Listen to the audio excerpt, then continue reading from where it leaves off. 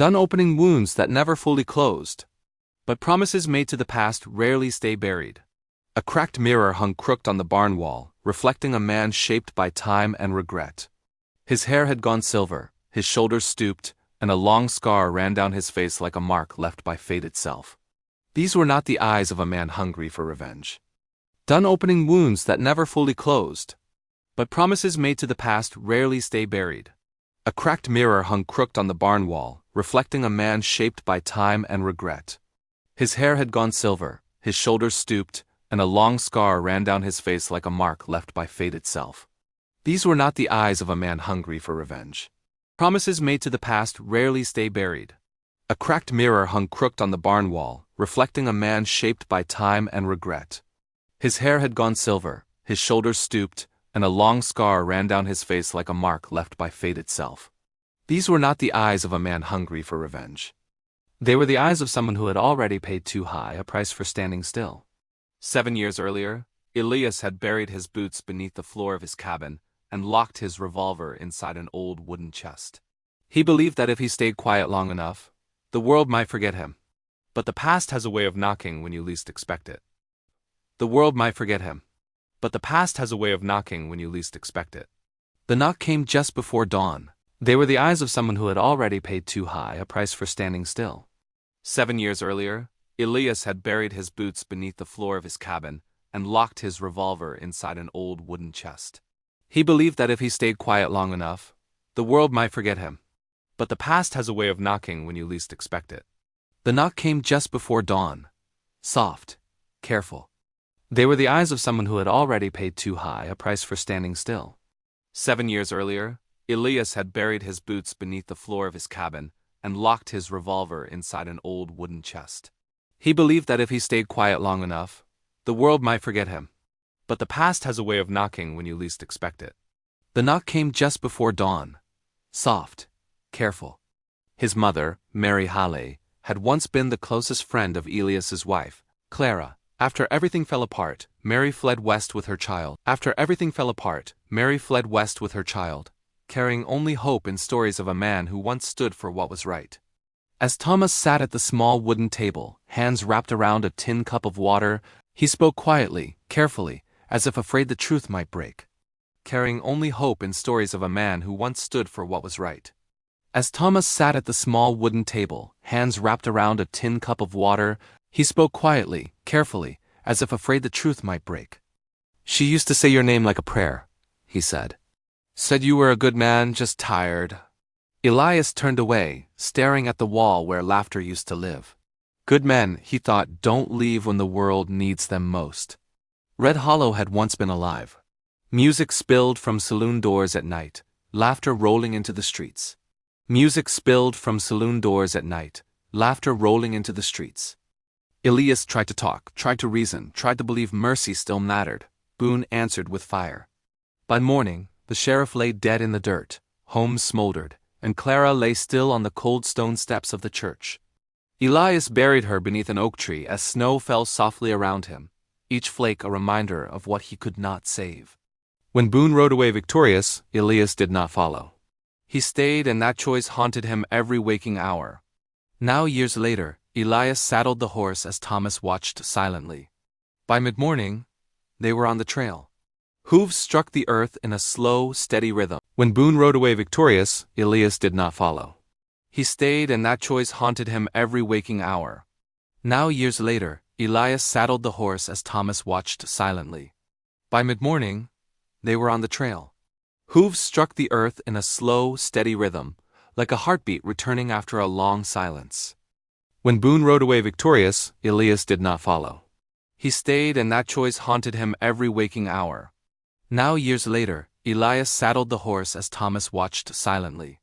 By mid-morning, they were on the trail. Hooves struck the earth in a slow, steady rhythm, like a heartbeat returning after a long silence. Then Elias heard the name that made his blood run cold: Jacob Boone, Silas Boone's son. Younger, colder, and now ruling the valley with ruthless precision. As Elias and Thomas turned to leave, a gun cocked behind them. A calm, confident voice spoke from the shadows, heavy with satisfaction. "Well, I'll be damned," it said. Then Elias heard the name that made his blood run cold: Jacob Boone, Silas Boone's son. Younger, colder, and now ruling the valley with ruthless precision. As Elias and Thomas turned to leave, a gun cocked behind them. A calm, confident voice spoke from the shadows, heavy with satisfaction. "Well, I'll be damned," it said. "That made his blood run cold: Jacob Boone, Silas Boone's son. Younger, colder, and now ruling the valley with ruthless precision." As Elias and Thomas turned to leave, a gun cocked behind them. A calm, confident voice spoke from the shadows, heavy with satisfaction. "Well, I'll be damned," it said. "Looks like the old ghost finally decided to ride again." Elias turned slowly to face the man standing there, realizing that every road he had avoided now led straight through the past he could no longer outrun. Jacob Boone's smile did not reach his eyes. Lantern light cut sharp lines across his face, revealing a calm that came only from power long abused.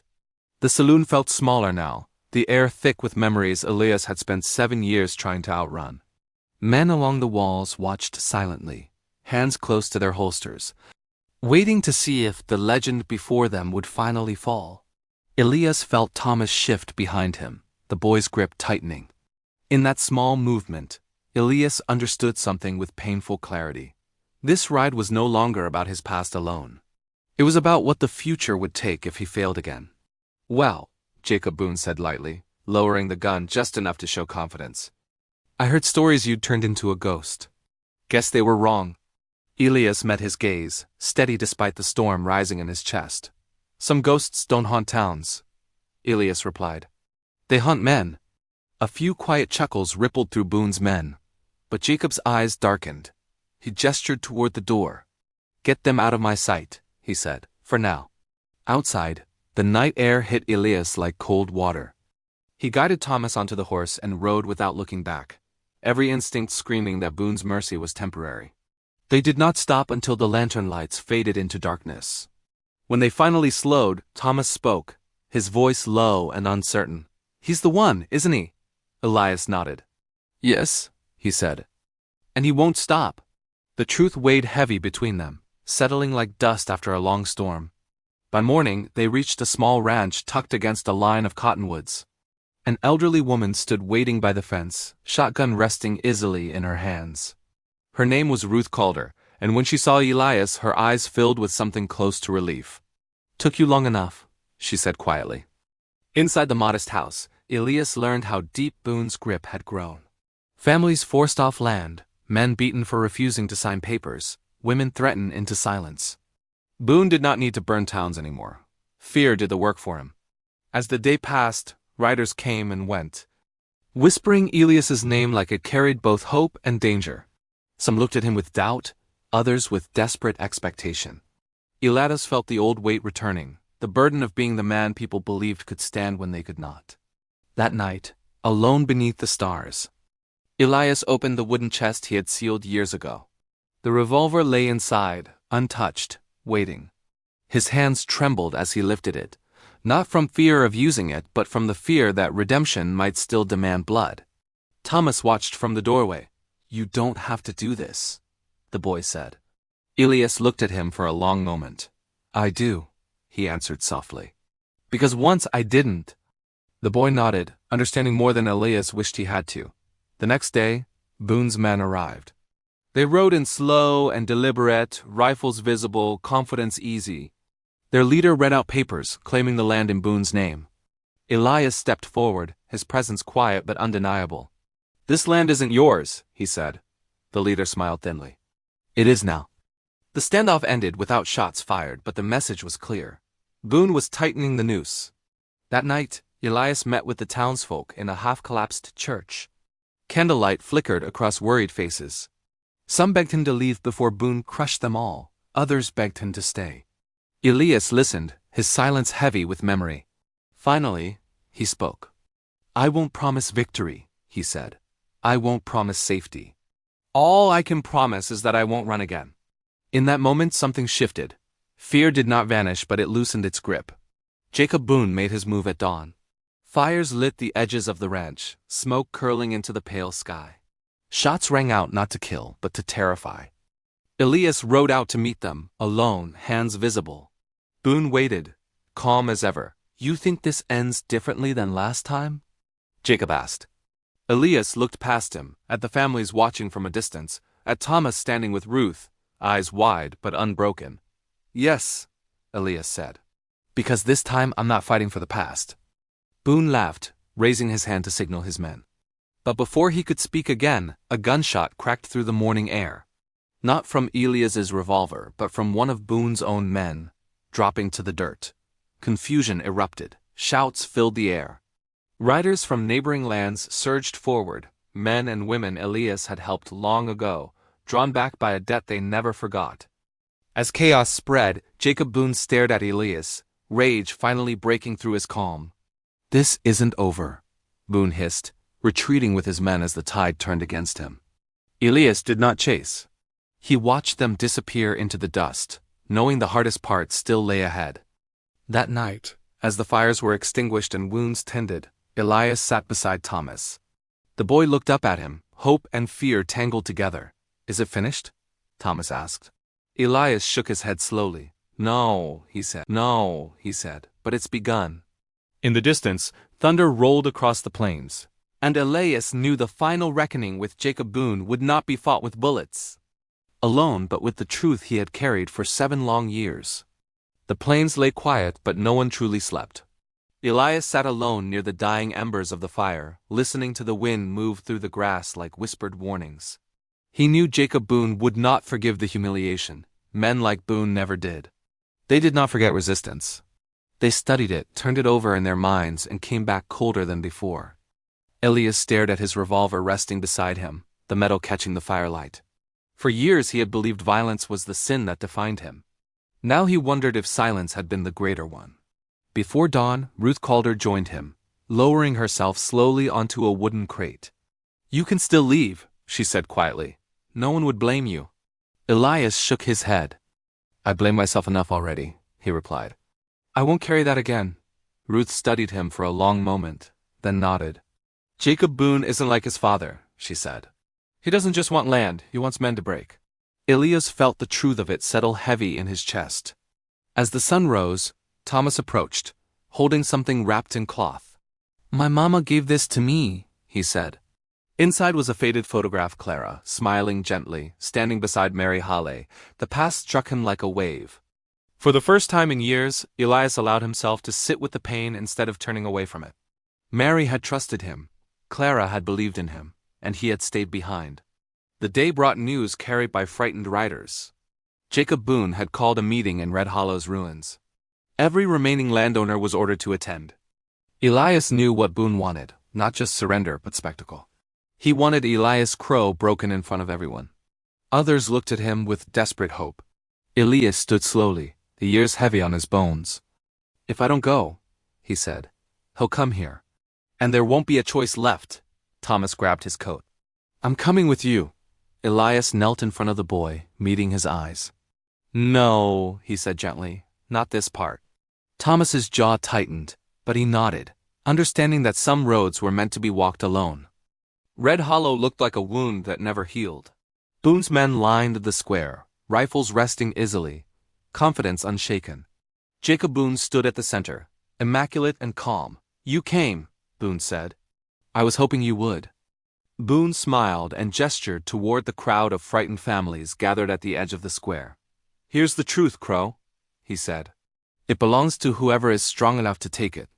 Elias felt the familiar pull toward violence. The old instinct whispering that one clean shot could end it all. But he looked at the faces watching him, children, mothers, men already defeated by fear, and he understood. Killing Boone would only make him a martyr. Fear would survive him. Instead, Elias spoke. He told them everything. He told them how Silas Boone had burned Red Hollow, how the papers were forged, how men were murdered and silenced. He told them how he had stayed when he should have followed, how guilt had kept him quiet while Boone's empire grew. His voice shook, but it did not falter. Boone's smile faded, replaced by anger. You think words matter? Boone snapped. Elias met his gaze. They do, he said, because fear lives in silence. A murmur spread through the crowd. Boone raised his hand, signaling his men. Enough, he said coldly. End this. But before a single rifle fired, riders appeared on the horizon. Lawmen. Federal agents. Men drawn by testimonies Ruth and others had sent weeks before Elias ever arrived. Boone's eyes widened, fury flashing across his face. "You planned this," he hissed. Elias shook his head. "No," he said. "I finally stopped hiding." Boone was arrested screaming, dragged away by the very system his father had once bought. As the dust settled, Elias stood alone in the square, the weight of 7 years lifting slowly, painfully. Redemption did not arrive like lightning. It came like sunrise, quiet, steady, and undeniable. That evening Elias returned to the ranch. Thomas ran to him, relief breaking through his careful bravery. "So did mine," he replied. As night fell, Elias sat on the porch, watching the stars appear one by one. He knew the road ahead would not be easy. Healing never was. But for the first time in years, he did not feel like a man running from his shadow. He felt like someone walking toward the light, carrying his past not as a chain but as a reminder. Some rides, Elias realized, were never meant to end in blood. Some were meant to end in truth. The valley felt different after Jacob Boone was taken away. Not quieter, but lighter, as though the land itself had been holding its breath for years and had finally learned how to exhale. Elias Crowe rode slowly through the fields at dawn, watching men repair fences and women hang laundry where ash once settled. Nothing was suddenly perfect. Pain never vanishes that easily. But fear no longer ruled the mornings, and that alone felt like a miracle earned the hard way. Elias knew he could leave now. Many expected him to. Men like him rarely stayed after the storm passed. He packed his saddle one final time, hands moving with the same calm that once carried him across endless miles. Thomas watched silently from the porch, saying nothing.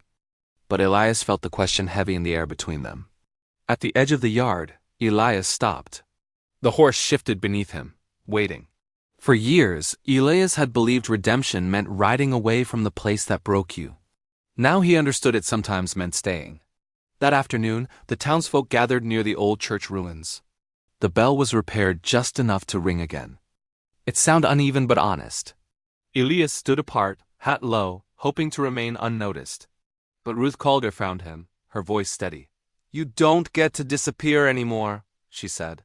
One by one, people turned toward him, faces marked by hardship, eyes filled with something fragile and new. Gratitude. Elias felt uncomfortable beneath it. He had not come to be thanked. He had come to make things right.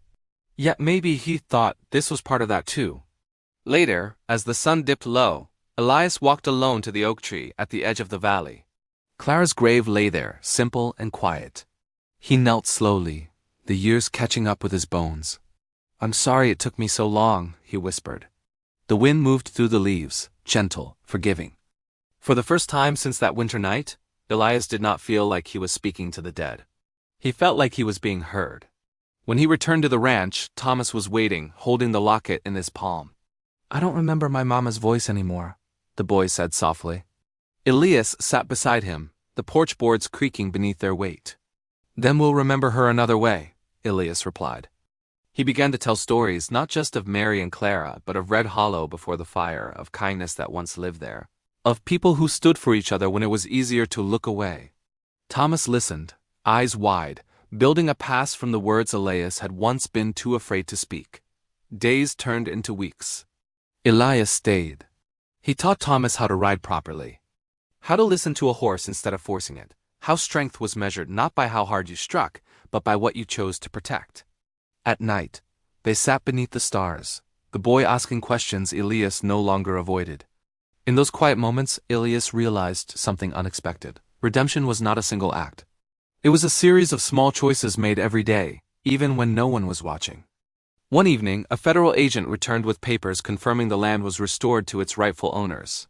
Boone's empire had begun to crumble, piece by piece, under the weight of truth. The agent offered Elias a chance to ride on as an official man of the law. Elias declined gently. "I've worn enough badges for one lifetime," he said. What he wanted now could not be pinned to a chest. On the first snowfall of winter, Elias placed the revolver back into the wooden chest. This time he did not lock it away out of fear but out of trust. He buried the chest beneath the oak tree, not as a symbol of denial, but as a reminder of who he no longer needed to be. When he stood, Thomas was watching. "Does that mean you're done writing?" the boy asked. Elias smiled softly. "No," he said. "It means I finally know where I'm riding to." Years later, travelers passing through the valley would speak of an old cowboy who never raised his voice and never ran from trouble. They would talk about a man who rebuilt what others burned, and a boy who grew into something stronger than fear. But Elias Crowe never cared for legends. On quiet evenings, he sat on the porch, listening to the wind, grateful for mornings that no longer felt like punishment. As the sun set one final time behind the hills, Elias tipped his hat not to the past, and not to the road ahead, but to the life he had chosen to stay for. Because his last ride was never about revenge, it was about redemption. And for the first time, that was enough.